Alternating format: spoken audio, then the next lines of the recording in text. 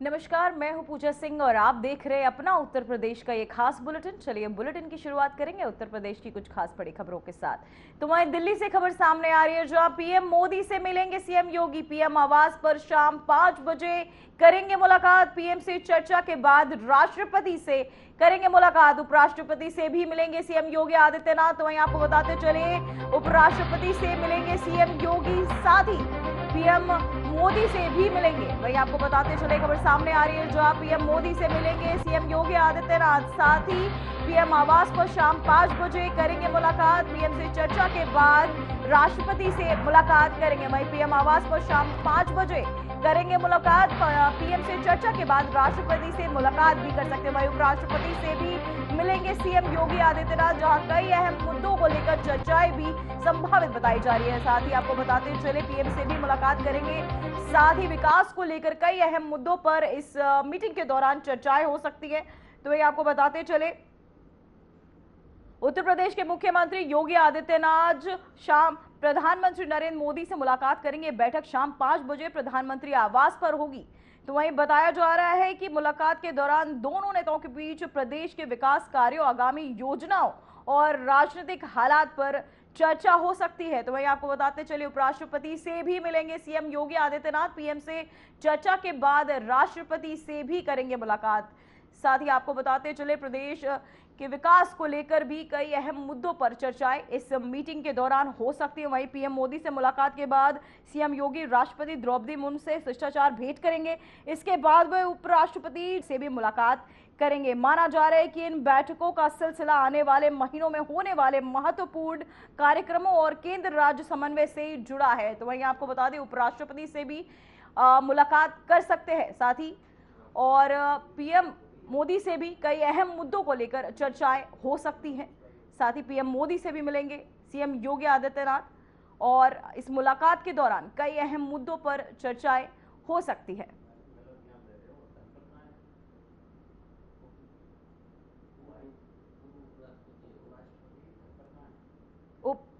उपराष्ट्रपति से भी मिलेंगे सीएम योगी आदित्यनाथ। साथ ही आपको बताते चले, पीएम आवास पर शाम 5 बजे करेंगे मुलाकात। पीएम मोदी से मिलेंगे सीएम योगी आदित्यनाथ।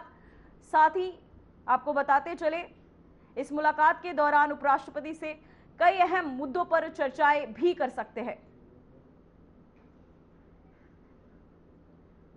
तो वहीं उपराष्ट्रपति से भी मिलेंगे सीएम योगी आदित्यनाथ। साथ ही द्रौपदी मुर्मू से मुलाकात कर कई अहम मुद्दों पर चर्चाएं कर सकते हैं। तो वहीं मुख्यमंत्री योगी आदित्यनाथ ने गौतम बुद्ध नगर जिले के जेवर स्थित नोएडा अंतर्राष्ट्रीय हवाई अड्डे के निर्माण कार्यों का निरीक्षण किया। सीएम योगी ने हवाई अड्डे के पहले चरण की प्रगति की विस्तृत समीक्षा की और अधिकारियों को तय समय सीमा में परियोजना पूरा करने के निर्देश दिए। निरीक्षण के दौरान मुख्यमंत्री ने कहा कि जेवर एयरपोर्ट उत्तर भारत के आर्थिक विकास का नया केंद्र बनने जा रहा है, जिसमें रोजगार के अवसरों में वृद्धि होगी। वहीं क्षेत्र में निवेश को गति मिलेगी। उन्होंने निर्माण कार्यों की गुणवत्ता, यात्री सुविधाओं और पर्यावरणीय मानकों को लेकर भी विस्तृत जानकारी दी। मुख्यमंत्री के साथ वरिष्ठ अधिकारियों और परियोजना से जुड़े प्रतिनिधि भी मौजूद रहे। अधिकारियों ने बताया कि एयरपोर्ट के पहले चरण का निर्माण कार्य लगभग पूरा हो चुका है और इसे जल्द ही यात्रियों के लिए खोला जाएगा। तो वहीं आपको बताते चले, जेवर एयरपोर्ट पहुंचे सीएम योगी आदित्यनाथ। साथ ही जेवर एयरपोर्ट का निरीक्षण भी किया, जहां एयरपोर्ट का उन्होंने जायजा लिया। साथ ही 30 अक्टूबर को पीएम करेंगे इसका उद्घाटन। तो वहीं आपको बताते चले, सीएम ने एयरपोर्ट का लिया जायजा। साथ ही आपको बताते चले कि जेवर एयरपोर्ट पहुंचे सीएम योगी आदित्यनाथ, जहां गौतम बुद्ध नगर जिले के जेवर स्थित नोएडा अंतर्राष्ट्रीय हवाई अड्डे के निर्माण कार्यों का निरीक्षण भी किया। तो वहीं आपको बताते चले, नोएडा अंतर्राष्ट्रीय हवाई अड्डे के निर्माण कार्यों का सीएम योगी आदित्यनाथ ने निरीक्षण भी किया है। वहीं सीएम योगी ने हवाई अड्डे के पहले चरण की प्रगति की विस्तृत समीक्षा की और अधिकारियों को तय समय में परियोजना पूरा करने के निर्देश भी दिए। वहीं निरीक्षण के दौरान मुख्यमंत्री ने कहा कि जेवर एयरपोर्ट उत्तर भारत के आर्थिक विकास का नया केंद्र बनने जा रहा है, जिससे रोजगार के अवसरों में वृद्धि होगी और क्षेत्र में निवेश को गति मिलेगी। उन्होंने निर्माण कार्यों की गुणवत्ता, यात्री सुविधाओं और पर्यावरणीय मानकों को लेकर भी विस्तृत जानकारी ली। मुख्यमंत्री के साथ वरिष्ठ अधिकारी और परियोजना से जुड़े प्रतिनिधि मौजूद रहे। वहीं अधिकारियों ने बताया कि एयरपोर्ट के पहले चरण का निर्माण कार्य लगभग पूरा हो चुका है और इसे जल्द ही यात्रियों के लिए खोला जाएगा। तो वहीं आपको बताते चले, सीएम योगी आदित्यनाथ जेवर एयरपोर्ट पहुंचे, जहां उन्होंने एयरपोर्ट का निरीक्षण भी किया, साथ ही संबंधित अधिकारियों से इसकी जानकारी भी ली। मुख्यमंत्री योगी आदित्यनाथ ने गौतम बुद्ध नगर जिले के जेवर स्थित नोएडा अंतर्राष्ट्रीय हवाई अड्डे के निर्माण कार्यों का निरीक्षण किया। साथ ही आपको बताते चले, इस निरीक्षण के दौरान उन्होंने जायजा लेते हुए संबंधित अधिकारियों से इसके बारे में तमाम जानकारियां भी ली। सीएम योगी ने हवाई अड्डे के पहले चरण की प्रगति की विस्तृत समीक्षा की और अधिकारियों को तय समय सीमा में परियोजना पूरा करने के निर्देश भी दिए। निर्देश के दौरान मुख्यमंत्री ने कहा कि, तो वहीं आपको बताते चले, हवाई सर्वेक्षण आपकी तरफ टीवी स्क्रीन पर ये दो तस्वीरें, जहां हवाई सर्वेक्षण और स्थलीय निरीक्षण हम आपको दिखा रहे हैं, जहां सीएम योगी आदित्यनाथ पहुंचे हैं। साथ ही उनका स्वागत भी इस दौरान किया गया, जहां हवाई सर्वेक्षण भी करते नजर आए। साथ ही जिससे रोजगार के अवसरों में भी वृद्धि और क्षेत्र में निवेश को गति मिलेगी। उन्होंने निर्माण कार्यों की गुणवत्ता, यात्री सुविधाओं और पर्यावरण मानकों को लेकर भी इस दौरान जानकारी ली। मुख्यमंत्री के साथ वरिष्ठ अधिकारी और परियोजना से जुड़े प्रतिनिधि भी मौजूद रहे। साथ ही अधिकारियों ने एयरपोर्ट के पहले चरण का निर्माण कार्य लगभग पूरा हो चुका है। सीएम को यह भी बताया, इससे जल्द ही यात्रियों के लिए खोला भी जाएगा, जहां हवाई सर्वेक्षण भी करते नजर आए सीएम योगी आदित्यनाथ। साथ ही स्थलीय निरीक्षण भी उन्होंने किया है। साथ ही एयरपोर्ट पहुंच उन्होंने जायजा लिया। 30 अक्टूबर को पीएम इसका उद्घाटन भी करेंगे। तो वहीं आपको बताते चले, तो वहीं मुख्यमंत्री योगी आदित्यनाथ ने छठ पूजा के पावन अवसर पर प्रदेश वासियों को हार्दिक शुभकामनाएं दी हैं। सीएम ने अपने सोशल मीडिया पोस्ट में लिखा, रउआ सब पर छठी मैया की कृपा बनल रहे। परिवार खातिर कठिन व्रत रखे वाली माता आ बहिन लोगन के हमरे तरफ से विशेष मंगल कामना। जय छठी मैया। वहीं सीएम योगी ने कहा कि यह आस्था और सूर्य उपासना का पर्व समाज में समर्पण, स्वच्छता और पारिवारिक एकता का संदेश देता है। उन्होंने श्रद्धालुओं से पर्व को श्रद्धा, उत्साह और सुरक्षा के साथ मनाने की अपील भी की है। तो वही आपको बताते चले, छठ पर्व पर सीएम की शुभकामनाएं, जहां छठी मैया की कृपा से कामना भी की, सब पर उनकी कृपा बरसे। साथ ही आस्था, स्वच्छता और एकता का ये पर्व, जहां श्रद्धा और सुरक्षा संग सभी मनाएं छठ, इसकी कामना भी की। तो वहीं आपको बताते चले, छठ पर्व पर सीएम ने सभी को दी शुभकामनाएं। मुख्यमंत्री योगी आदित्यनाथ ने छठ पूजा के पावन अवसर पर प्रदेश वासियों को हार्दिक शुभकामनाएं दी है। सीएम ने अपने सोशल मीडिया पोस्ट में लिखा, रउआ सब पर छठी मैया की कृपा बनल रहे।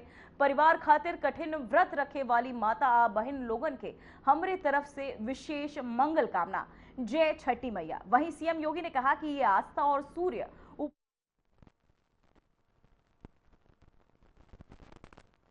नमस्कार। सूर्योपासना और लोक आस्था के महापर्व छठ की आप सभी को हार्दिक बधाई। रउआ सब पर छठी मैया की कृपा बनल रहे। परिवार खातिर कठिन व्रत रखे वाली माता आ बहन लोगन के हमारी तरफ से विशेष मंगल कामना। छठ महापर्व प्रकृति, श्रद्धा और अनुशासन का एक अनुपम संगम है। सूर्योपासना के माध्यम से यह हमें जीवन में प्रकाश, ऊर्जा और संतुलन का संदेश देता है। यह पर्व केवल पूजा नहीं, बल्कि हमारी सांस्कृतिक आत्मा का उत्सव है। छठी मैया की कृपा से सभी व्रती अपने संकल्प में सफल हों, स्वास्थ्य, सुख और समृद्धि का जीवन पाएं और यह महान परंपरा पीढ़ी दर पीढ़ी सतत जारी रहे, यही मेरी कामना है। जय छठी मैया।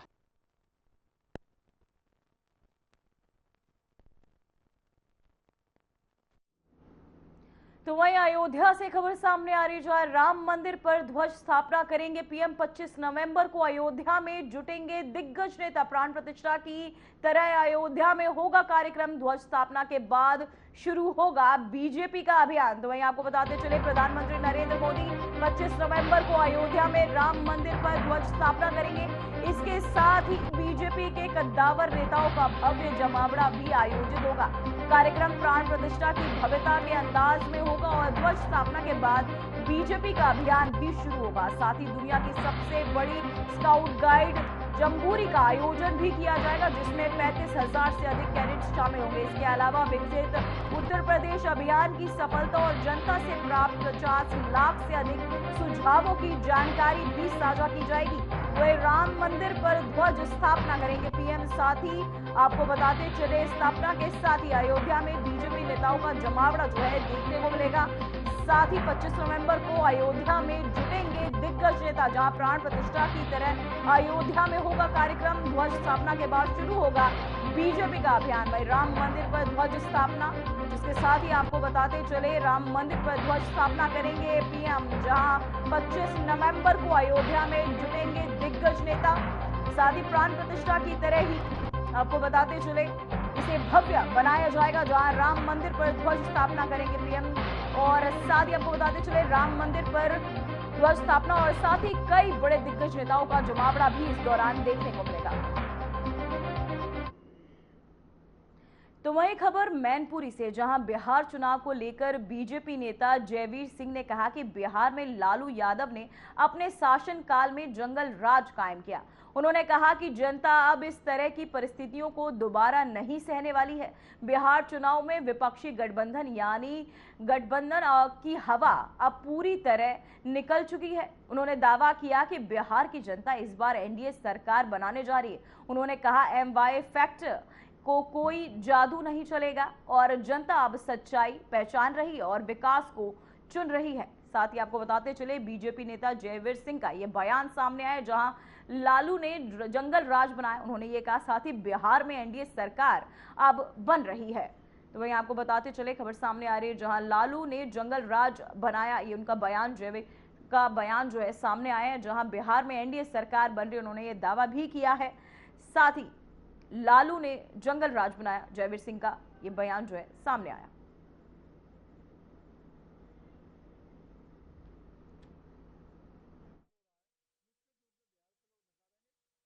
बिहार राजनीतिक रूप से बहुत ही समृद्ध। लालू जी का जंगल राज पूरे बिहार में नहीं, पूरे देश में देखा है।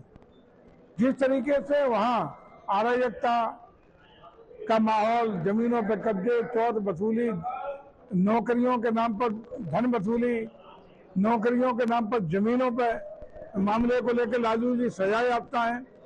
ऐसे लोग, ऐसे ठगबंधन जिसने बिहार के लोगों को ठगने का काम किया हो, उसकी याद दिलाने का काम हमारे नेताओं ने किया है। मंत्री जी, बिहार में MY फैक्टर बहुत प्रभावशाली रहता है। इस बार लालू ने नया दाव खेला वहाँ पे, MYVAP करके संगठन तैयार कर रहे हैं, जिसके तहत चुनाव हुआ। क्या लगता है कितना प्रभाव डाल पाएंगे?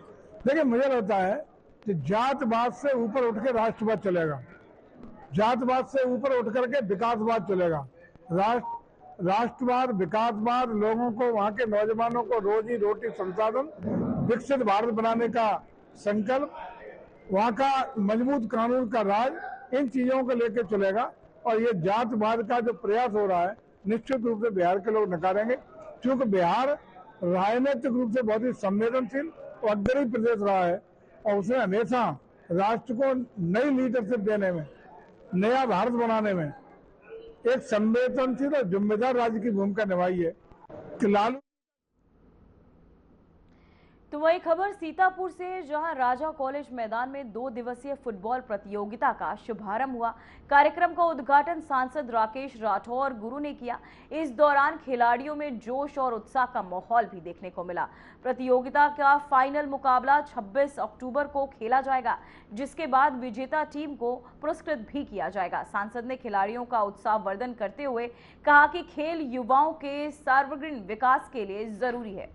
तो वहीं आपको बताते चले, फुटबॉल प्रतियोगिता का शुभारंभ किया गया, जहां राकेश राठौर गुरु ने किया है ये शुभारंभ। सीता से सांसद हैं राकेश राठौर, जहां खिलाड़ियों का उन्होंने उत्साहवर्धन भी किया। 26 को आपको बताते चले खोला जाएगा फाइनल और साथ ही खेला जाएगा ये फाइनल मुकाबला, जहां सीतापुर से सांसद है राकेश राठौर।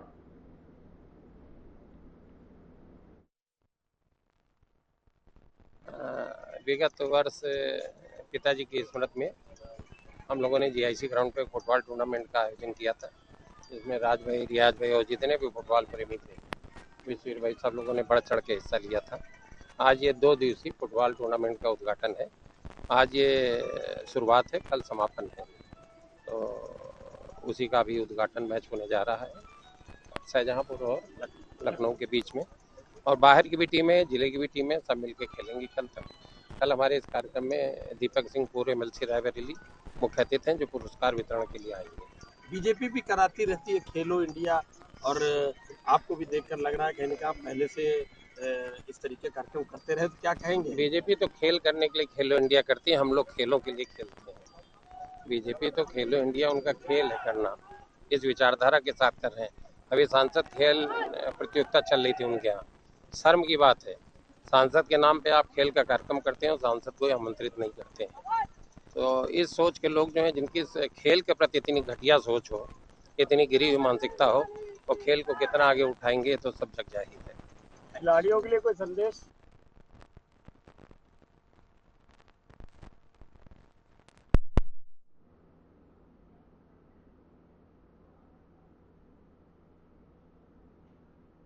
तो वहीं उत्तर प्रदेश में अवैध कब्जे को लेकर प्रशासन जगह जगह बुलडोजर कार्यवाही कर रहा है, जहां एक और रामपुर में निजी कॉम्प्लेक्स पर बुलडोजर कार्यवाही शुरू कर दी गई। नगर पालिका की 3 जेसीबी से कार्यवाही की भी जारी है। बता दें कि 450 स्क्वायर मीटर पर कॉम्प्लेक्स बना है। कोर्ट के आदेश पर ध्वस्तीकरण हो रहा है। तो वहीं मेरठ में 35 साल पुराने कॉम्प्लेक्स की 22 दुकानें सुप्रीम कोर्ट के आदेश पर ध्वस्त की जा रही हैं। शनिवार सुबह प्रशासन की टीम मौके पर पहुंची, जिस दौरान कारोबारी अपनी दुकानों के सामने बैठकर फूट कर रोने लगे। तो वहीं पुलिस और पीएसी की सुरक्षा व्यवस्था के बीच बुलडोजर कार्यवाही शुरू हुई। ये कॉम्प्लेक्स 288 वर्ग मीटर में बना था और जमीन काजीपुर के वीर सिंह को आवास में के लिए आवंटित भी की गई थी। वही 1990 में विनोद करोड़ों के पावर ऑफ अटर्नी का गलत इस्तेमाल कर अवैध रूप से निर्माण कर लिया था। सुप्रीम कोर्ट ने 17 दिसंबर 2024 को 3 माह में खाली कराने का और ध्वस्त करने का आदेश भी दिया। तो वहीं अवैध कब्जों पर बुलडोजर कार्यवाही लगातार जारी है, जहां रामपुर और मेरठ में कार्यवाही देखने को मिली, जहां ये बुलडोजर एक्शन हुआ। साथ ही रामपुर में निजी कॉम्प्लेक्स पर यह एक्शन देखने को मिला। वहीं मेरठ में 35 साल पुराने कॉम्प्लेक्स में ये बुलडोजर एक्शन देखा गया।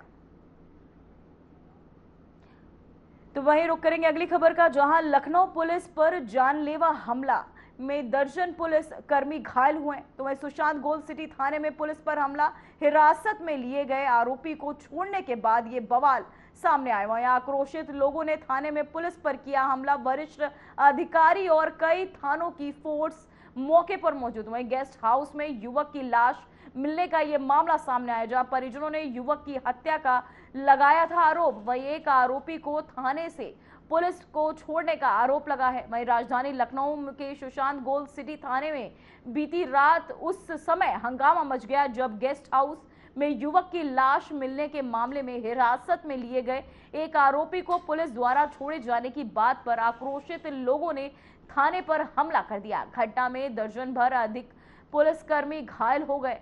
वही जानकारी के अनुसार कुछ दिन पहले गेस्ट हाउस में एक युवक का शव बरामद हुआ था। वहीं परिजनों ने युवक की हत्या का आरोप लगाते हुए कई लोगों को नामजद किया था। पुलिस ने एक आरोपी को हिरासत में लिया, लेकिन उसे छोड़ने की सूचना पर मृतक के परिजन और स्थानीय लोग भड़क गए। देखते ही देखते भीड़ ने थाने का घेराव कर दिया और पुलिस कर्मियों पर हमला बोल दिया। हमले में कई पुलिसकर्मी घायल हो गए। मौके की गंभीरता को समझते हुए वरिष्ठ पुलिस अधिकारी और आसपास के कई थानों की फोर्स मौके पर मौजूद। साथ ही फिलहाल इलाके में को बताते चलते घेराबंदी कर दी गई और साथ ही पूछताछ भी लोगों से की जा रही है। तो वहीं उत्तर प्रदेश के नगर विकास एवं ऊर्जा मंत्री ए.के. शर्मा ने वाराणसी के प्रसिद्ध 80 घाटों का दौरा किया और छठ पूजा की तैयारियों एवं व्यवस्थाओं की समीक्षा भी की। निरीक्षण के दौरान मंत्री ए.के. शर्मा ने घाटों की साफ सफाई, सुरक्षा व्यवस्था, प्रकाश व्यवस्था तथा जल स्तर को लेकर अधिकारियों को आवश्यक निर्देश भी दिए। वहीं मंत्री ने नगर निगम, जल निगम, बिजली विभाग और जिला प्रशासन के अधिकारियों के साथ बैठक कर तैयारियों की विस्तृत समीक्षा की। उन्होंने कहा कि वाराणसी में छठ पर्व को भव्य और सुरक्षित तरीके से मनाने के लिए सभी विभागों को समन्वय बनाकर कार्य करना होगा। तो आपसे निवेदन करता हूं कि आप लोग इस पूरे विषय को जनता तक पहुंचाने में हमारी मदद करें, लोगों को इन सारे कार्यक्रमों में प्रतिभाग करने के लिए प्रेरित करने में हमारी मदद करें। आप सबका बहुत बहुत धन्यवाद। फिलहाल खबरों में बस इतना ही। मुझे दीजिए इजाजत। नमस्कार।